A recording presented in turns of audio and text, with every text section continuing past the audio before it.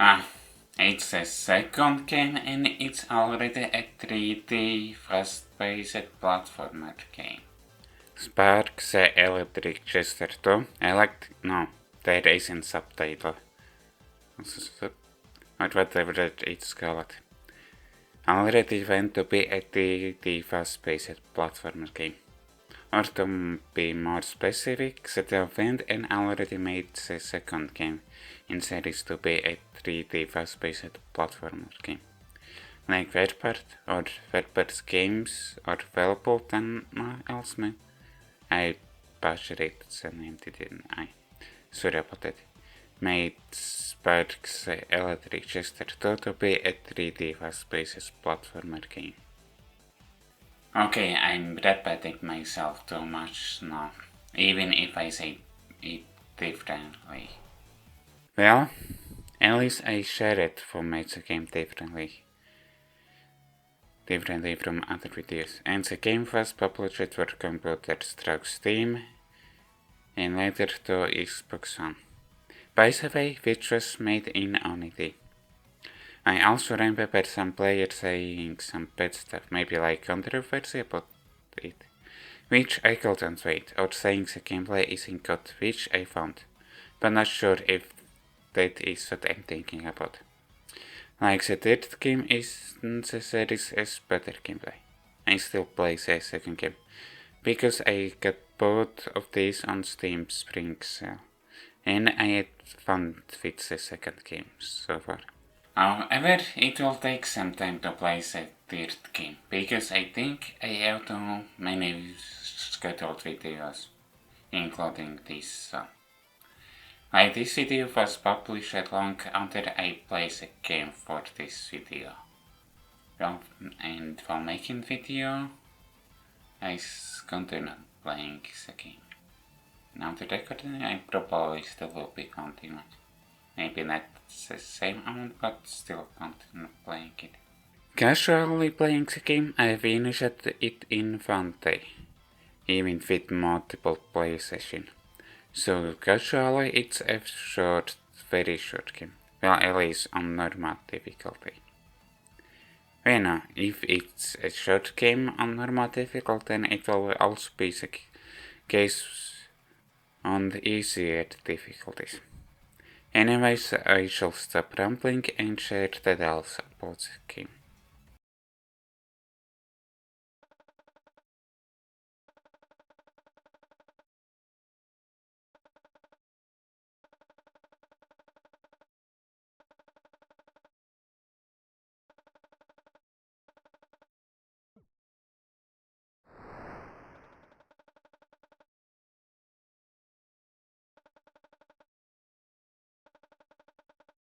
The premise is that Varg is reminiscing about that he failed to escape in the events of the first game, because someone else already finished it. Then, while getting ready to find his real name, the doctor was kidnapped by AJ, and so Varg at least at first tries to find the doctor. If this game is called Spark the Electric Jester 2, did I mispronounce the main character's name? No. Even though the game is called Spark 2, you don't play as Spark, but play as Spark. Supposedly a robot copy of Spark, as you already saw from gameplay footage. For which there is a robot copy of it, AJ, I think. Copy of the original. AJ initials isn't shared as the start of the game, so I spoiled it. Then again it gets revealed very early, because those are the same initials as my name. Not the channel name or whatever I'm using calling, but is my full name. Which is just a coincidence, but an interesting coincidence. Like I even noticed that if there are other fictional characters that share the same initials as my full name, as in first letters of first and last name. Anyways, about the story. It's fine for a game like this. Maybe more or less the story is just glitches, but it's fine for this game. Well, I was intrigued by what is going on with characters, even with antagonists. Like, what's the deal is with them, but I didn't get full answers about characters. So yes, the story for this game is fine by me.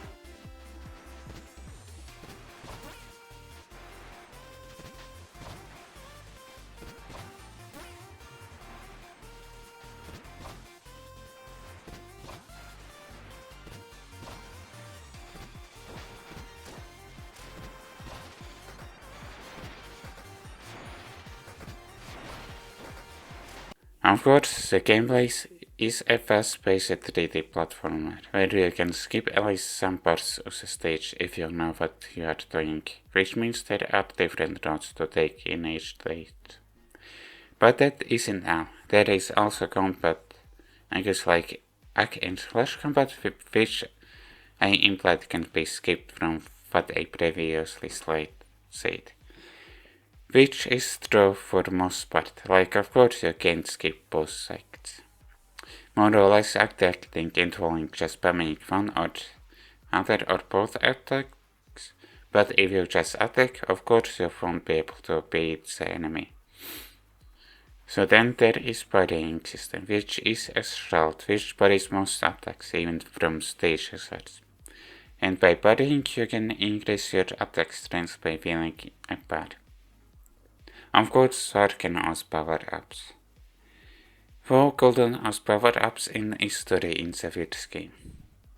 Which I haven't finished because it's hard and it's something like what if scenario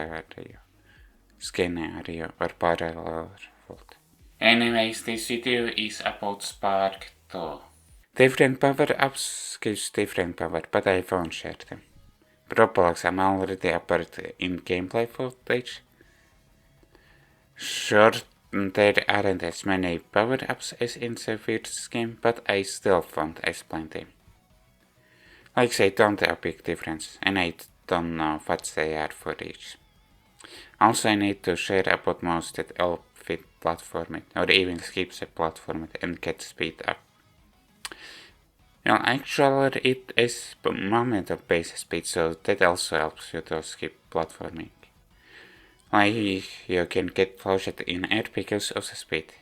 Anyways, about mouse. That is basically what is a homing attack, which aims you to an enemy.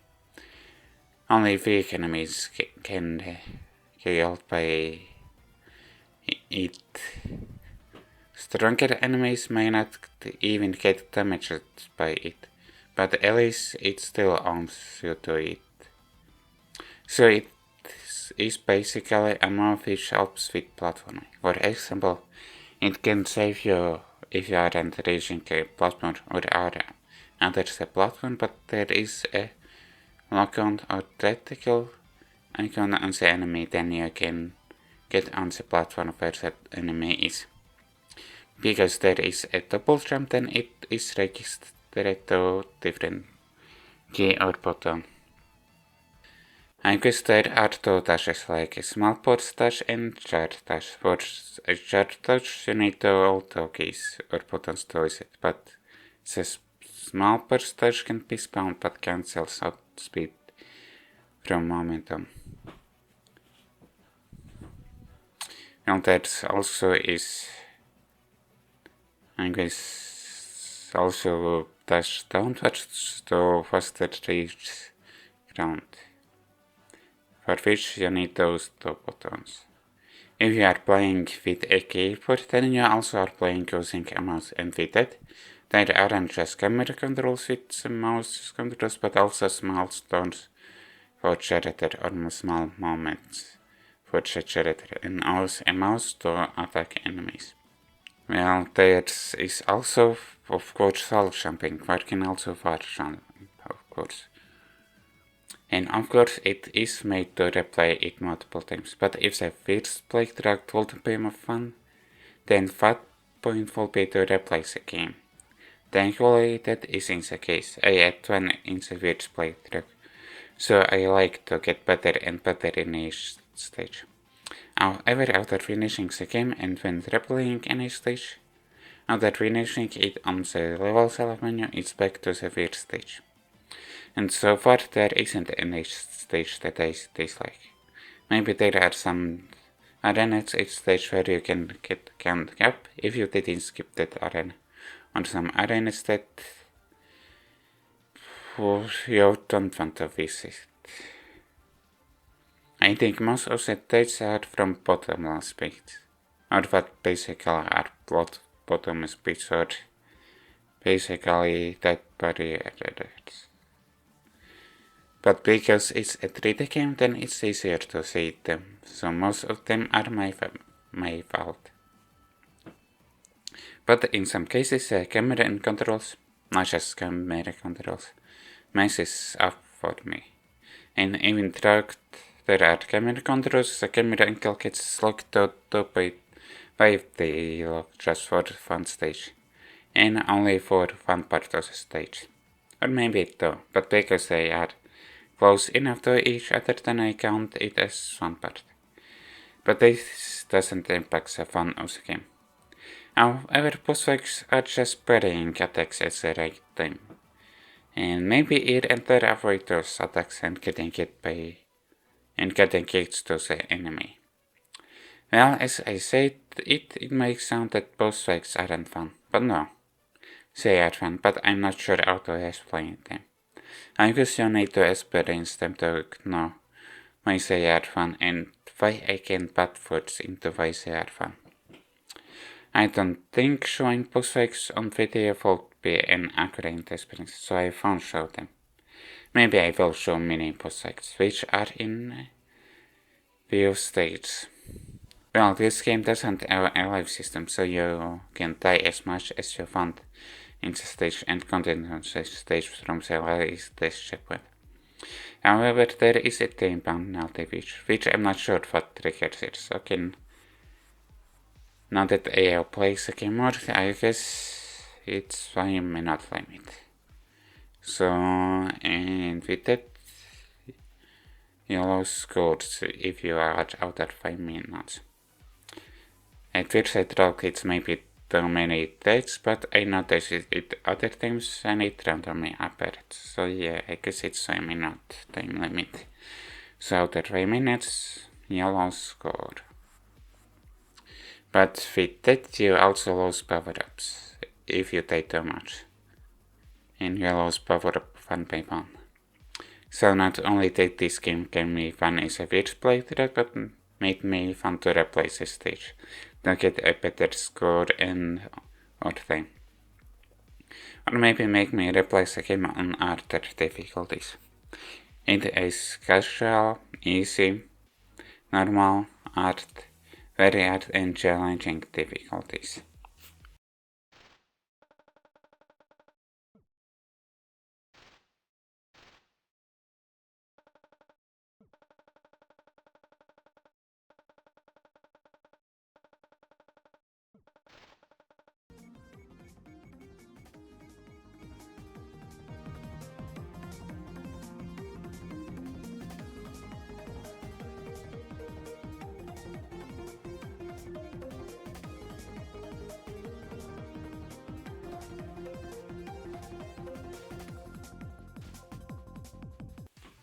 At the start of the game there is bad audio balance, like you couldn't hear sound effects, and I tried there aren't sound effects, but thankfully I found options.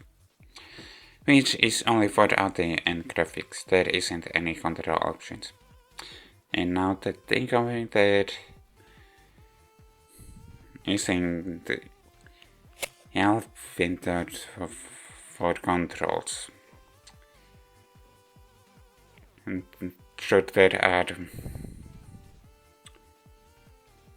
It's a displays in some places of controls, but it doesn't show keyboard controls. Well, there's no keyboard graphics to show what are which controls. However, which can be accessible only while you are in the level. They support options. Thankfully, options are implemented in the game, but why isn't there an option button on the main menu? Why not include an option button on the main menu? Like for misses that there is an option button, then they fold a full experience. And that makes the first cutscene look bad, which doesn't help exactly. Which is understandable for this game, but thankfully there is a less text sound effect, so the player doesn't sit in awkward silence. Except for the first cutscenes, the player sits awkward silence for it, not counting background music, because there isn't an option button on the main menu. Well, actually, maybe they add in cutscenes, like the player needs to manually move the dialogue forward. Like the player needs to do an input to move the dialogue forward. So the first impression of the game is bad, but after finding the options menu, then it becomes better. Then again, the player shouldn't think it with balancing out the so that's a downside of the game, or multiple downsides of the game. Audio isn't balanced and the option menu is multiple menus deeper. The option menu shouldn't be added in more menus. After finishing the game, you unlock extra modes, which are basically trained to complex stage in one setting, I think, with whatever the challenge is for the mode. When playing the game, you can find artworks laying out in every stage, but you also can buy random art from the shop or the bits that you collect from playing the stage. So, if you can find art on stages, then to unlock them all, you can only shop for it.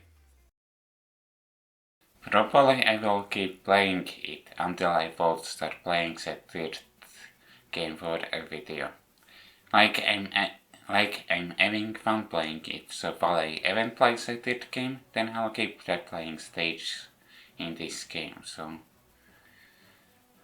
let's focus on scoring, but mostly I will be focusing on speedrun. While I was writing this part of the script, I checked achievements for this, and I think they are doable. By finishing the main story, it only gives one achievement. Well, before recording the video, I get only second achievements, and it's just playing on art difficulty. So I can't recommend you to play this game. I'm fine even if you just try it out. It for yourself to see it if you like it or not. Thanks for watching all of the video, and I hope you enjoyed this video. And if you did, like the video, subscribe and comment. See you next time.